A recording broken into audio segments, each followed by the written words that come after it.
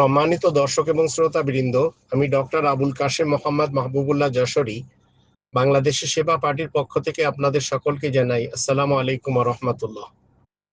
খাম্বা কেলেঙ্কারি নিয়ে যে বক্তব্য এখন তোড়পাড়, একটু শুনে নিন। কোটি টাকা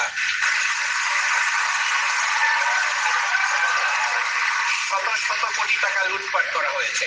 এই বিএনপি সরকার, আওয়ামী লীগ সরকার, এরা আসলে এই জ্বালানি খাতে লুটপাট চালিয়েছে গত 25 বছর যাবত। আপনার বুঝতে পারলেন যে এইভাবে এক একটা সেক্টরে যেভাবে টাকা লুটপাট হয়েছে আর যেভাবে টাকা ভিন দেশে পাচার করেছে এই দুই ফ্যামিলি, তাতে বাংলাদেশ যদি এই টাকাগুলি ফেরত পায়, এই দেশ সিঙ্গাপুর হতে সময় লাগবে না।